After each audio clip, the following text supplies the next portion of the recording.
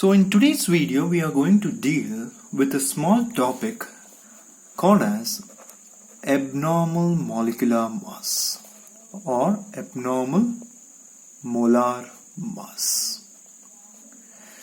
So till now whatever we have done is that we had to recall. So we have done with respect to the colligative properties, and the main thing what we done with the colligative properties is that we were finding out the molecular mass of your solutes. Is that true? Molecular mass of the solutes. You can just turn your pages and you can just recall. It may be your relative lowering of the vapor pressure. We found out an equation which is giving you the MB. It may be your elevation in the boiling point. Once again we found out what will be the expression for the MB, that is the mass of the solute. It may be with respect to the osmotic pressure or the elevation in the boiling point. So with respect to the different colligative properties, our only one funda was there, that is to determine the molecular mass of the solute. But actually, if you can just recall, the main important criteria for a colligative property was that, so whenever we use the word as a colligative property, it was only limited to that of your dilute solutions. And the second most important thing is the solutions should not undergo association or dissociation. That is the thing, because nowhere we have seen the term called as association or dissociation. Should not undergo association or dissociation. So by utilizing these two properties, we were able to calculate the molecular mass of the solute. But actually what happens, guys? For example, I want to calculate the molecular mass of my NaCl. Of course, what do I know? I have to prepare first of all a solution of my sodium chloride. But when I am preparing a solution of a sodium chloride, I know that as soon as NaCl is going into water, it will be giving you the ions as Na plus Cl minus. That means what? Our molecule or whatever the solute you are taking, it is undergoing association. It is undergoing dissociation. Dissociation means it is getting split off. So when such a condition is existing, can we say whatever the molecular mass we have calculated using your colligative properties will be correct? Of course not. So abnormal molar mass says the same thing. So what does it say? Whatever the molar mass we have determined with respect to the colligative properties, it would be found lower or higher than the expected or the normal molecular mass. So whatever such a molecular mass we have calculated is called as that of your abnormal molecular mass. For example, if you are choosing your NaCl, of course we have, using your colligative properties, we have calculated the molecular mass of NaCl.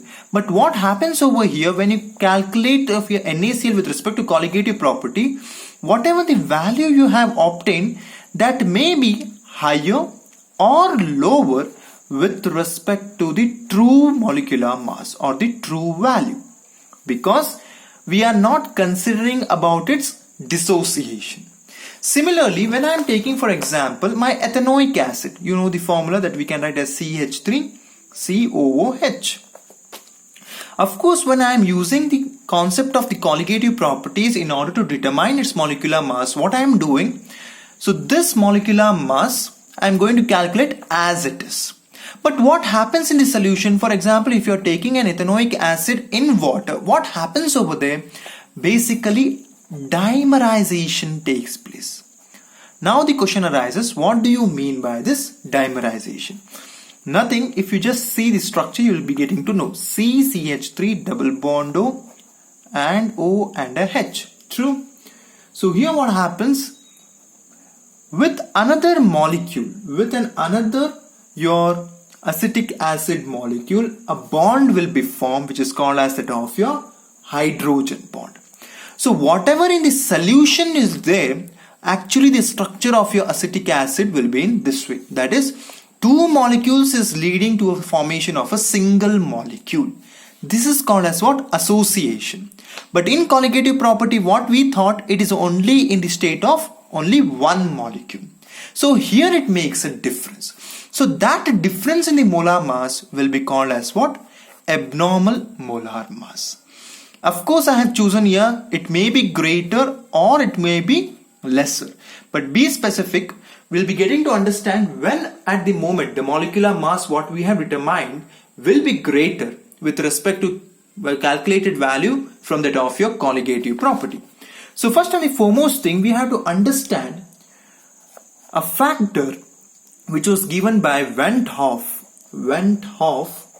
factor called as your I.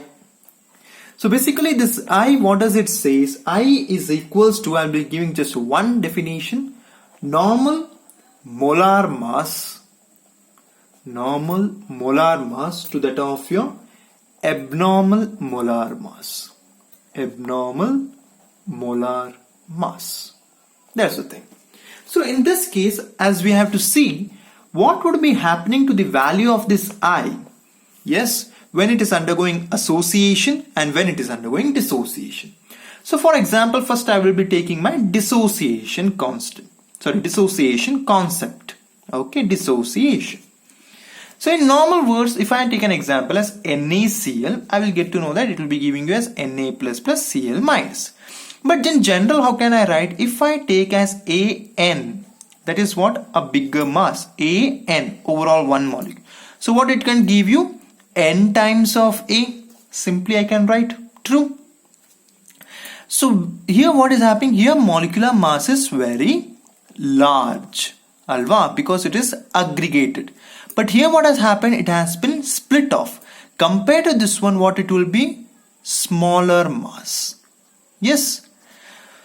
So this is actually what for this one I am doing for the colligative property. My concept will be in my mind that okay, whatever the molecular mass I have obtained is for An.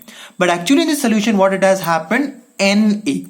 So normal molar mass will be what? Of course it will be large. For example, if I take it as 4 for better understanding and my Na as 2. Okay, large is 4, smaller is 2. So here what happens when I am putting I? What will be your normal molar mass? Yes, normal molar mass will be 4. True. Because it is normal molar mass means I am thinking whatever the mass you have calculated with respect to your colligative property.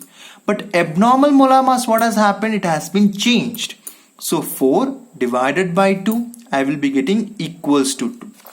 So this is the case whenever a solute is undergoing dissociation. Since I took as a 4 and a 2 because in order to make you understand that whenever a larger quantity is divided with respect to a smaller quantity, of course you are going to get a value how? Greater than 1. Alva. So this is the concept whenever a solute is undergoing dissociation. So by the Van't Hoff factor I, whenever it is I is greater than 1, we have to make our mind that our solute molecules are undergoing dissociation. So coming with respect to the concept of your association, so here what happens? So here your smaller particles we are going to aggregate. They are going to aggregate to form A times of your N. Yes.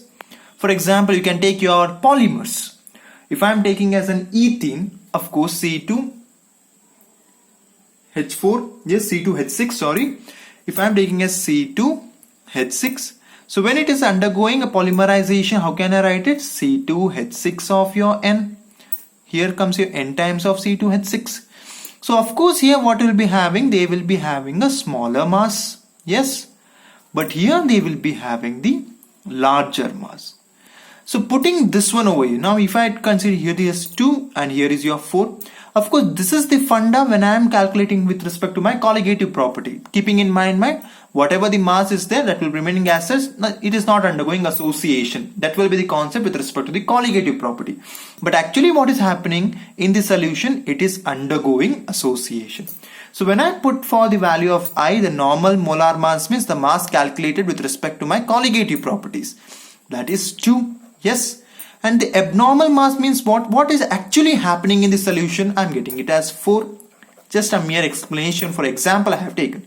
So what you will be getting 1 by 2, that is equals to 0.5.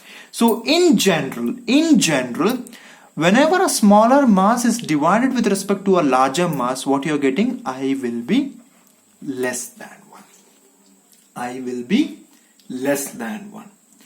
There is another case where your solute will not undergo your association or dissociation in the solution. Association or dissociation. In that case, I will be equals to 1.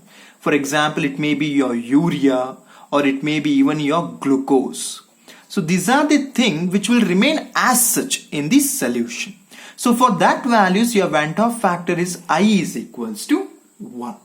So in this concept, you have to make sure that I'm making you to understand that, of course, by using the colligative properties, we were determining the molecular mass of this solute. But what was the main tendency for a colligative property? We have seen that it is only applicable for your dilute solution. And the another major aspect was that whatever the solute you are taking, it is neither it is undergoing association or dissociation concept with respect to your colligative properties. But actually chemistry is what? Whenever you are taking a solute, there are many solutes which will undergo association, which will also undergo dissociation. So when it undergoes such association or dissociation, what happens? The mass, whatever we have calculated with respect to the colligative property, changes. How does it change? In some cases, it can increase, or in some cases, it can decrease. So whatever the difference in the mass you are obtaining with respect to the colligative property and to that of your observed value of your molecular mass, that difference is called as what? Your abnormal molecular mass or abnormal molar mass. So for that reason, I gave you an example.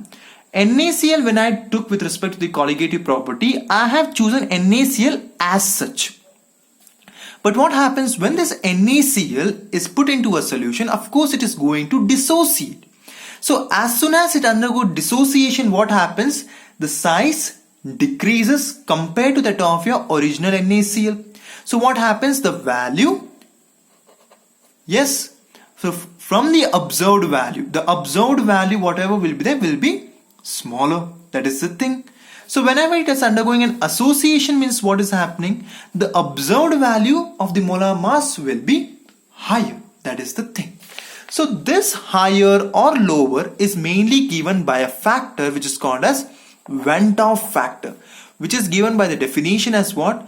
Normal molar mass divided by your abnormal molar mass. That means what?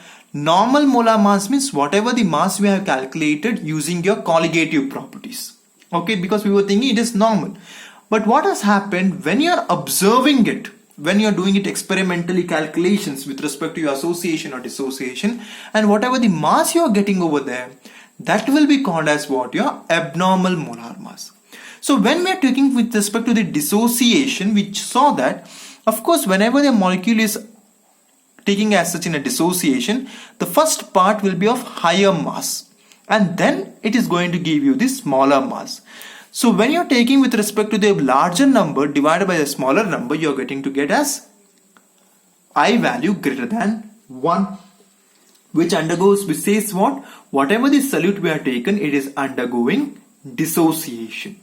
Similar way, whenever you are taking an association constant, as I have given you the concept of your dimerization of your acetic acid through your hydrogen bond. So when I was choosing with respect to my colligative property, what did I thought?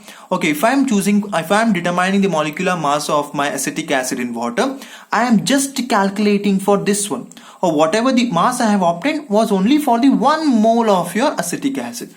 But actually in the solution, what is happening? It is dimerizing. So what happened over there?